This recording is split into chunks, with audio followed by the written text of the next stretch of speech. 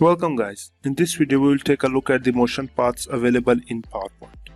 If I just click on my object and if I click here, it will open our motion paths. At the end you will see your motion path. If I just click on add animation, it will move you to the same panel.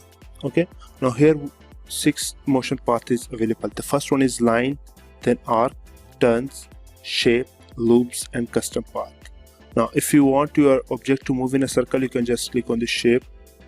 You can also add turns and straight line. First of all, I will click on straight line. Okay, it will move your object in straight line. Okay, now if I just click on effect option, here you will see some more options related to the effect you have selected. Now these options will vary depending upon the effect you have selected. Okay, so I will select right. It will move toward right. Now, other thing here you can do, you can change the start and end point of your motion. For example, I want my object to start animating from this point and end at this point. So what I'll do, I will move the end point to here. Okay, if I just do it, you can see it will end at this point.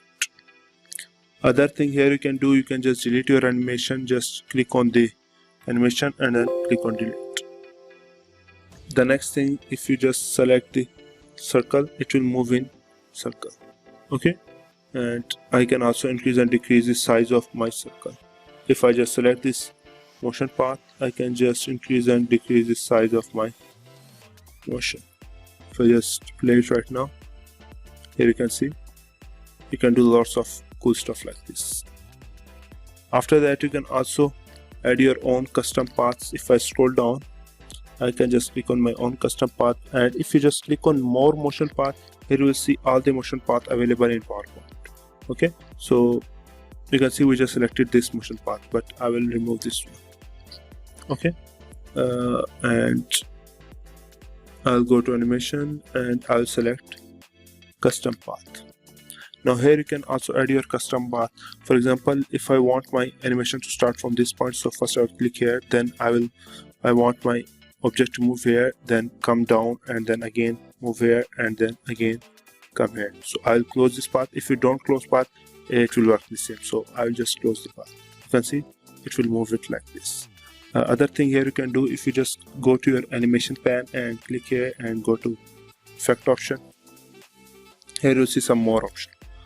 The first one here you see is path. Now if you want your path to be locked and unlocked, I'll select unlock path. After that, here you will see smooth start and smooth end. You can increase or decrease the starting point and ending point. Okay, so for example, first of all you have to go to your timing and change the duration to something like I'll select slow. Okay, and you can also select repeat here to 5 times, 4 times until next slide. I will select none, and you can also rewind when don't playing, or you can just start from on play with previous. We already learned about it. Okay, and you can also click on text animation. We already learned about all of these options. Okay, so we'll go to effect. Now here you can add your starting point and ending point. For example, I want my starting point to be 2 seconds and ending point to be 3 seconds. Okay, so it will take 2 seconds at the start and 3 seconds at the end. Other than that, you can also add bounce effect to your animation. If I just increase this bounce effect, you can add this, and you can also auto rotate this, and all these options you have already learned about, like sound after animation and things like that. So I click on OK. Here you will see and the bouncy effect at the end. Okay, if I just play my animation right now, you can see in this way you can create very simple animation in PowerPoint. Now these animation will not be very advanced like After Effects, but it will be good enough to make your presentation really appealing. Thank you for watching.